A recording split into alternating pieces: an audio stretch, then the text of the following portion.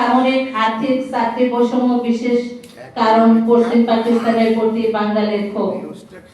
1965 সালে পাক ভারত যুদ্ধে বাঙালি আরো অবাক হলো, পাঞ্জাবি শাসকরা পূর্ব পাকিস্তানকে রক্ষা করার কোনো ব্যবস্থা করলেন না। কয়লা রাইফেল ছাড়া পূর্ব পাকিস্তানের কোনো সামরিক অস্ত্র ছিল না। ভারত ইচ্ছে করলে অনায়াসে 1965 সালে পূর্ব পাকিস্তান দখল করে নিতে পারত। এই অবস্থা বাঙালিকে আরো বিক্ষুব্ধ করেছিল পশ্চিমা শাসনের বিরুদ্ধে। আমরা বেশ রসিয়ে বলি, অমুক বাংলাদেশকে ভারতের কাছে বিক্রি করে দিয়েছে। আসলে ভারত তা কিনবে কিনা তা বিবেচনায় নেই না। যা ভারত 1965 সালে বিনা পয়সায় একটা গুলি খরচ না করে নিয়ে নিতে পারত।